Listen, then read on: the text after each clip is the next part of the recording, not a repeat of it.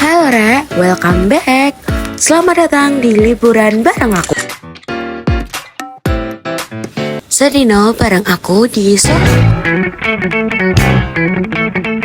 Kali ini aku bakal ngajak teman-teman buat liburan sambil belajar. Ikutin terus perjalanan aku ya.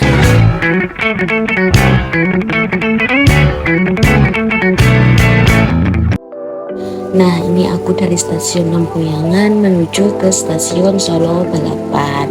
Aku naik KRL dari Lempuyangan, itu harganya 8.000 ya teman-teman. Nah, ini kereta aku udah sampai. Yuk kita naik dan nikmati perjalanan KRL menuju ke Solo. Nah, ini aku sudah berada di dalam KRL. Engkau masih ada sekolah satu SMA. Belum tepat waktu tuh begitu begini.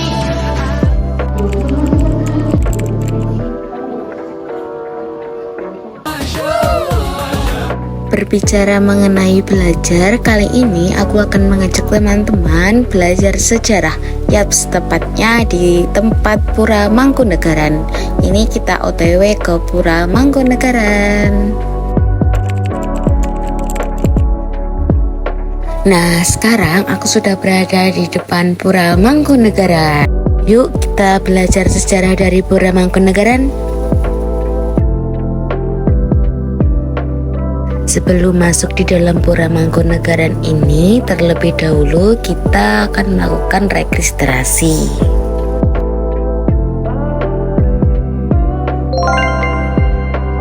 Setelah melakukan registrasi dan membeli tiket, kita akan masuk Pura Mangkunegaran dan didampingi oleh pemandu wisata. Pura Mangkunegaran berada di tengah kota Solo, lebih tepatnya beralamat di Jalan Ronggowasito, Banjarsari, Surakarta.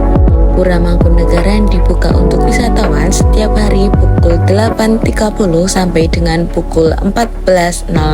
Berdirinya Pura Mangkunegaran Surakarta adalah efek dari kelanjutan perjanjian terdahulu antara Sunan Pakubuwono III dan Pangeran Adipati Mangkunegara dengan Sultan Hamengkubuwono I.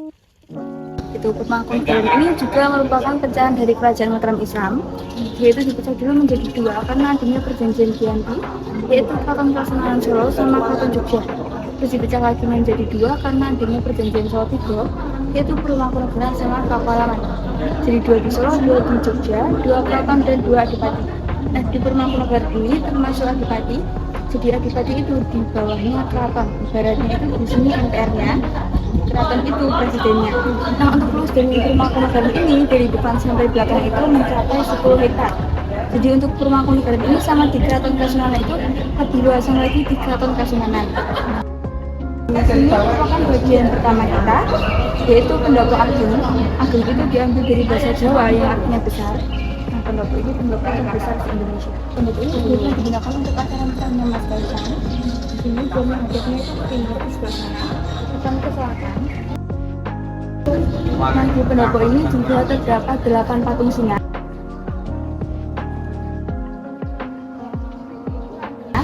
4 di depan dan 4 di belakang. Jadi patung singa ini merupakan pertukaran dari kain batik motif parang dengan negara Berlin Jerman sebagai simbol persahabatan. Semua patung singa ini warnanya aja yang emas, tapi bahannya itu dari perunggu. Gitu. Untuk yang di atas ini juga sama.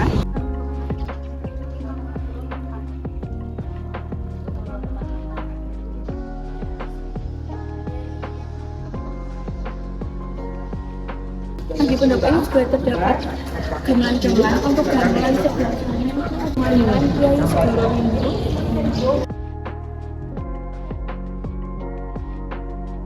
Biasa dimainkan setiap hari Sabtu pukul 10 pagi sampai 12 siang. Itu kalau sebelah sana namanya gamelan Kiai Segoro pukul 10 pagi sampai 12 siang.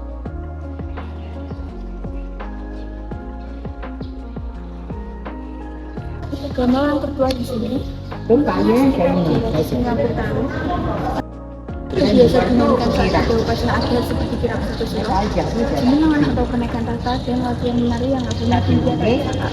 Terus, tapi semua menjaga itu ada yang latihan menari dan diiringi musik oleh gamelan sederhana, itu berarti level tariannya yang tinggi akan dimenangkan. Bangunan pendopo ageng ini berbentuk joglo karena memiliki 4 tiang penyangga utama atau disebut dengan soko guru. 4 tiang penyangga utama tersebut merupakan kayu jati yang didatangkan dari hutan Donoloyo Wonogiri.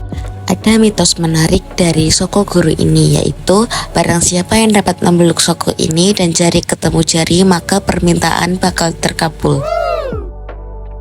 Selanjutnya pada atap pendopo ageng dihiasi dengan lukisan zodiak yang dikelilingi oleh lukisan bara api yang dinamakan modang, dan terdapat pula lukisan warna-warni yang disebut dengan kumudowati yang setiap warna memiliki arti tersendiri.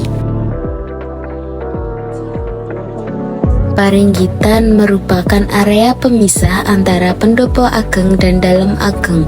Paringgitan berfungsi untuk pertunjukan wayang kulit. Di Paringgitan terdapat beberapa lukisan Mangkunegara 7 hingga Mangkunegara ke-10 beserta sang permasyuri. Setelah Paringgitan, kita beranjak ke tempat yang ketiga, yaitu dalam ageng. Namun dalam ageng ini belum boleh dimasuki oleh para wisata. Para wisatawan hanya akan dijelaskan beberapa isi mengenai dalam ageng, dengan tidak boleh mendokumentasikan apa yang ada di dalam ageng.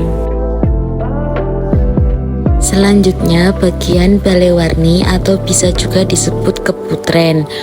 Ruangan ini merupakan tempat bagi para putri keturunan Mangkunegaran.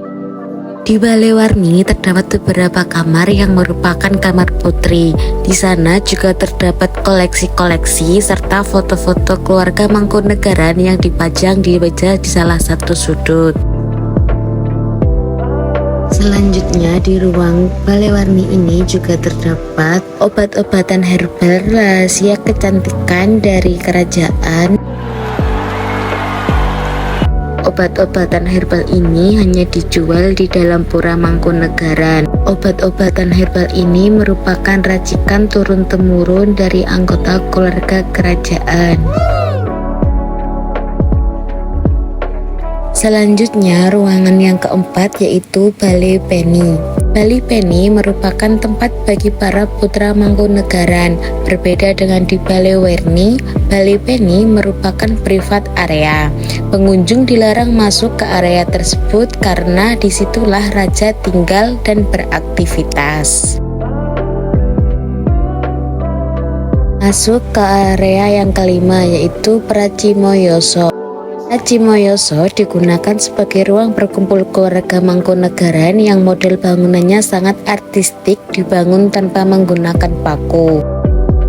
Di samping Pracimoyoso terdapat ruang makan bagi keluarga Mangkunegara. Ruang keluarga ini terlihat seperti singgasana raja, namun bukanlah singgasana raja karena di Mangkunegaran tidak terdapat singgasana raja. Ruang keluarga ini digunakan sebagai ruang pertemuan keluarga Mangkunegaran, misalnya ketika sedang ada rapat atau permasalahan yang perlu dibahas oleh semua anggota keluarga. Di ruang makan terdapat hiasan yang berasal dari gading gajah yang terukir cerita Ramayana dan Mahabharata. Hiasan tersebut pemberian dari seniman Bali yang membutuhkan waktu 20 tahun untuk mengukir gading gajah. Nah, nampaknya itu ruangan terakhir yang kita kunjungi. Bagian koridor luar, teman-teman bisa melihat koleksi-koleksi serta foto-foto kerajaan.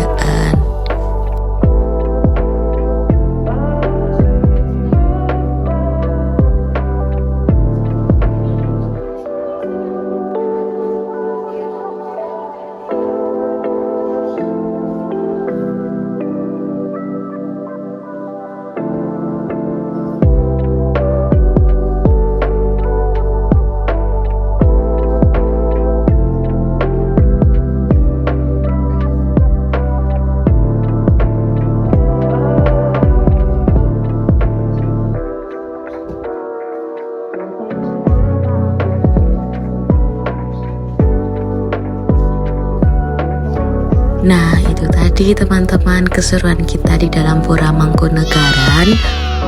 Wah, nampaknya bicara soal sejarah cukup panjang dan tentunya sangat bersejarah ya. Untuk teman-teman yang belum berkesempatan datang langsung di Pura Mangkunegaran, aku ada beberapa info nih mengenai Pura Mangkunegaran. Simak ya.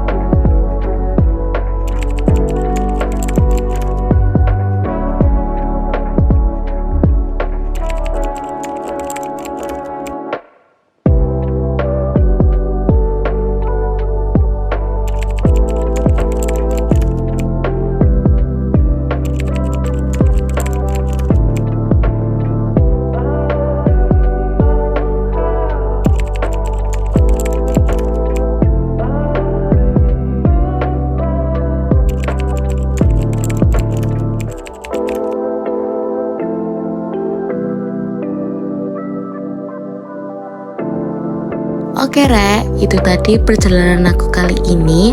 Nantikan perjalanan aku selanjutnya hanya di liburan bareng aku. Aku tunggu keseruan kalian juga ya. See you.